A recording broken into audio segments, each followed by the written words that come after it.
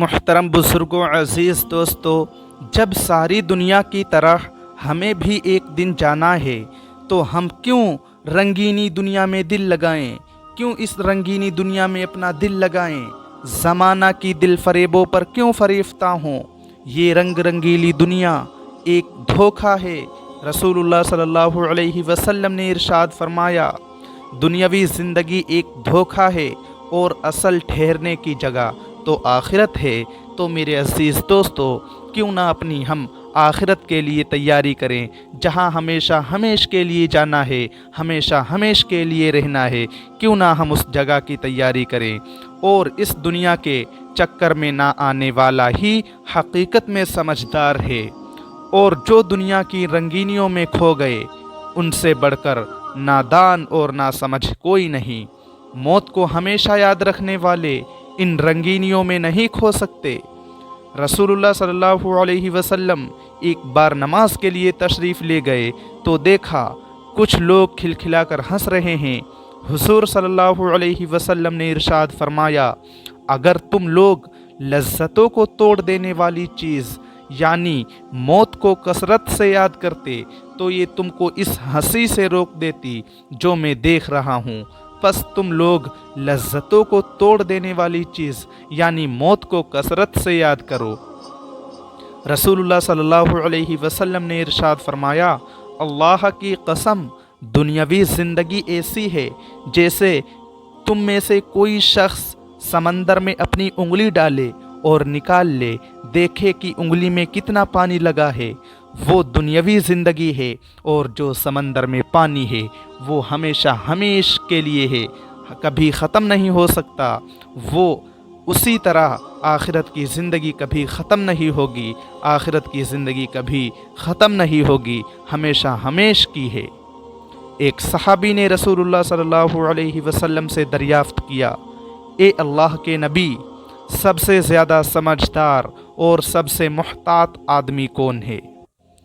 محتاط کہتے ہیں آخرت کی فکر کرنے والے کو۔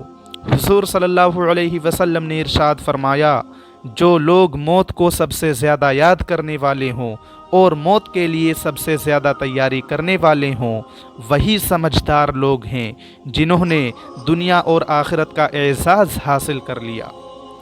محترم عزیز دوستو، موت کی یاد کے لیے قبرستان جانا چاہیے اور سوچنا چاہیے، غور کرنا چاہیے کہ ایک دن ہمیں بھی یہیں آنا ہے اور اسی مٹی کے نیچے دفن ہونا ہے۔ اعزاء و قربا، دوست و احباب، رشتہ دار، مہمان، بھائی، باپ، سب چھوڑ کر چلے جائیں گے، کوئی ساتھ نہیں دے گا، صرف اپنے اعمال کام آئیں گے۔ حضور اقدس صلی اللہ علیہ وسلم نے ارشاد فرمایا، قبرستان جایا کرو، یہ موت کو یاد دلاتی ہے۔ کسی شاعر نے خوب کہا ہے کہ تو برائے بندگی ہے یاد رکھ، تو برائے بندگی ہے یاد رکھ، بہرے سرا فگندگی ہے یاد رکھ، ورنہ پھر شرمندگی ہے یاد رکھ، چند روزہ زندگی ہے یاد رکھ۔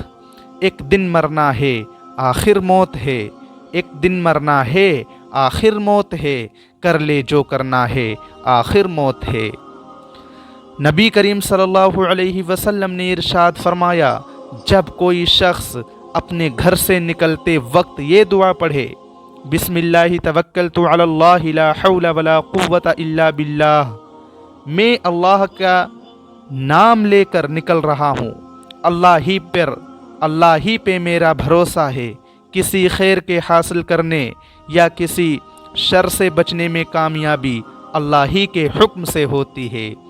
اس وقت اس سے کہا جاتا ہے، یعنی فرشتے کہتے ہیں، تمہارے کام بنا دیے گئے اور تمہاری ہر شر سے حفاظت کی گئی، شیطان نامراد ہو کر اس سے دور ہو جاتا ہے۔